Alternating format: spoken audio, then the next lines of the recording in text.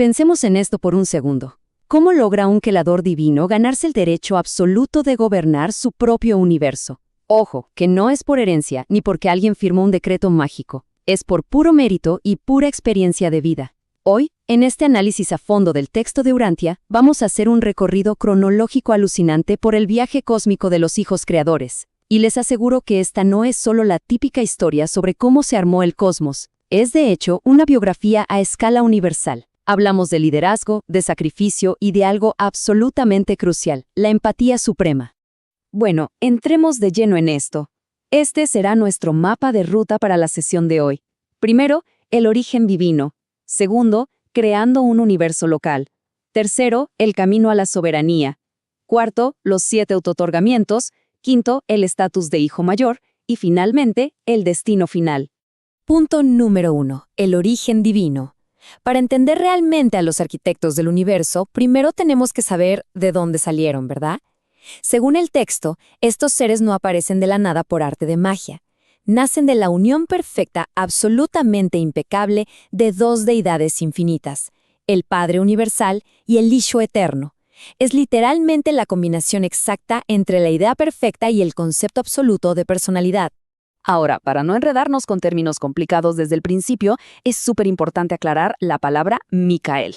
A ver, no estamos hablando de un solo individuo llamado así, sino que es el nombre de la categoría para toda esta orden de hijos creadores primarios. Son de origen dual, son completamente únicos e irrepetibles, y su destino es ser los hacedores y gobernantes de los universos locales del tiempo y del espacio. Cada uno de ellos es, básicamente, el unigénito del ideal divino exacto que lo originó. Y wow, la escala de todo esto es simplemente asombrosa. El texto nos dice que existen más de 700,000 de estos hijos creadores. Tratar de meter esa cifra en la cabeza da un poco de vértigo cósmico, la verdad. Son más de 700,000 Micaeles distintos, y cada uno tiene la monumental misión de salir ahí afuera al espacio y organizar su propio universo local. Es algo que nos da una perspectiva loquísima de lo inmenso que es todo este sistema. Pasamos al punto 2, creando un universo local. Llegado el momento adecuado, el Hijo Creador deja toda la perfección del paraíso para organizar una nueva creación material.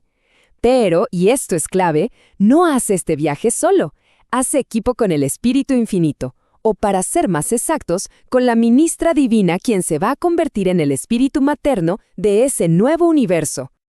Y aquí es donde la historia se pone fascinante, porque a pesar de tener el tremendo título de creador, un Micael tiene limitaciones. Está sujeto a unas reglas que casi parecen burocracia cósmica. No es como que puedan simplemente chasquear los dedos y, ¡pus!, crear todo de la nada. Para nada.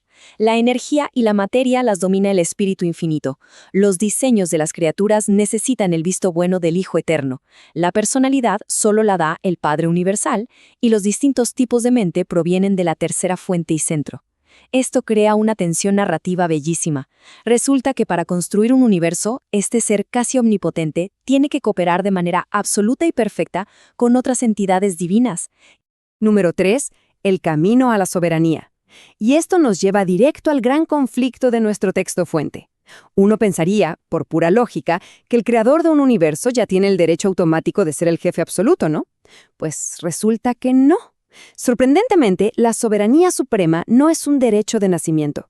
Es algo que se tiene que sudar, se tiene que ganar a pulso. Entonces, el punto crucial de todo esto se resume en una palabra muy de Urantia: el autootorgamiento. Básicamente, es el acto vivencial donde un hijo creador decide encarnar y vivir literalmente como una criatura creada por él mismo. La regla es clara. No pueden gobernar supremamente desde allá arriba en las alturas sin entender íntimamente a los que gobiernan. Tienen que bajar, vivir la vida de sus criaturas, ensuciarse las manos con sus luchas y ganar ese poder soberano a través de la experiencia directa y cruda. Es una evolución lenta y fascinante a lo largo de distintas eras. En la primera etapa, gobiernan solo como vicerregentes, o sea, como representantes del Padre Universal. Con el paso del tiempo y al asociarse con el espíritu materno, pasan a una segunda era de soberanía conjunta. Después, mediante estos autootorgamientos que mencionamos, entran a una tercera fase, una soberanía en aumento, Y solo, pero solo al completar todo ese proceso agotador, alcanzan por fin la cuarta era, la soberanía suprema. Es literalmente un ascenso de milenios para llegar a la autoridad total. Llegamos al punto 4, los 7 autootorgamientos. Para ganar esa ansiada soberanía suprema, hay un requisito definitivo. El creador tiene que encarnar no una, sino 7 veces diferentes, en distintos niveles de existencia dentro de su propio universo. Y ojo, que esto no es un paseíto turístico por el cosmos, es un proceso súper riguroso. Primero, tienen que penetrar esos 7 niveles de existencia, viviendo de verdad como esas criaturas. Al mismo tiempo, deben consagrarse totalmente a la voluntad de la deidad del paraíso, y además, revelar esa naturaleza divina al universo. Pero el cuarto paso, ese es el que lo cambia todo. Unificar la experiencia de ser una criatura imperfecta con la revelación divina perfecta. Todo, absolutamente todo el sistema, está diseñado para garantizar que el creador conozca su obra desde los cimientos más humildes. Para aterrizar un poco toda esta teología que suena tan abstracta, el texto nos da un ejemplo increíblemente cercano a nosotros. El séptimo y último autootorgamiento, el definitivo, siempre se hace en forma de un ser humano, de un mortal.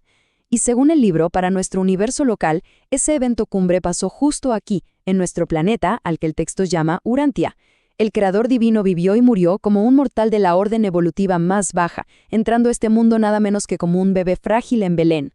Vale la pena detenernos en esta frase un segundo. Consumado es. ¡Wow! Son palabras que trascienden la historia que conocemos. Según nuestro texto fuente, en el instante exacto en que se pronunciaron, marcaron el fin absoluto de un juramento sagrado. Fue el momento en que esa inmensa carrera de 7 encarnaciones llegó a su meta inalterable. El Creador finalmente había vivido y sentido en carne propia todo lo que sus criaturas experimentan. Misión cumplida. Y así pasamos al punto 5. El estatus de hijo mayor. Al completar los 7 autootorgamientos, el ser pasa por una transformación total y permanente. Ya no es el mismo. Digamos que se gradúa y alcanza su forma definitiva, su versión más elevada y poderosa. Y esto ilustra de manera brillante una especie de intercambio cósmico. Veámoslo así. Por un lado, el Hijo Creador original gobierna como representante y tiene la asombrosa capacidad de inventar tipos de seres completamente nuevos. Pero, por otro lado, cuando se gradúa como Hijo Mayor, la cosa cambia. Gana una soberanía absoluta e incuestionable, sí, pero el precio es que renuncia para siempre al poder de crear órdenes enteramente nuevas de criaturas inteligentes. Es básicamente sacrificar la pura innovación a cambio de obtener una empatía y una sabiduría absoluta. Un trato fascinante. Entonces, este nuevo hijo mayor emerge como un ser con un poder descomunal, pero exquisitamente equilibrado. Logra sintetizar la altísima visión divina con el punto de vista humilde de sus criaturas. Ahora opera por derecho propio como el absoluto Rey de Reyes. Tiene el control total de todos los demás hijos de Dios en su territorio, y además mantiene una conexión ininterrumpida y profunda con la deidad central. Estamos hablando de un líder que ya no solo gobierna con leyes divinas, sino con una empatía y una comprensión súper profundas. Y llegamos al último punto, el destino final, más allá del tiempo. Ahora que el universo local ya tiene a su gobernante supremo totalmente calificado, es súper válido preguntarse, bueno, ¿y ahora qué? ¿Qué pasa después de que un Micael obtiene el dominio total? El texto nos da una pista asombrosa y sugiere que la historia no se acaba aquí, de hecho, apenas está empezando a expandirse hacia niveles inimaginables. El texto reflexiona sobre esa famosa frase dicha durante el autootorgamiento en Urantia: yo soy el camino, la verdad y la vida, pero le da un giro cósmico gigantesco. Lo que sugiere es que, en la inmensidad de la eternidad, los Micaeles están literalmente destinados a ser ese puente. Son, de verdad, el camino y la verdad. Actúan como la ruta iluminada que guía a todas, absolutamente todas las personalidades del universo, desde sus orígenes materiales hasta la divinidad suprema, y mucho más allá. Todo este recorrido nos deja con una duda inmensa, una de esas que nos deja pensando horas. El texto insinúa que estos hijos mayores todavía tienen poderes trascendentales escondidos, poderes que no han sido revelados y que están guardados para esos universos del espacio exterior que recién empiezan a movilizarse. Entonces, la gran pregunta es, qué nuevos significados, qué valores y qué maravillas increíbles van a desbloquear en el futuro lejano.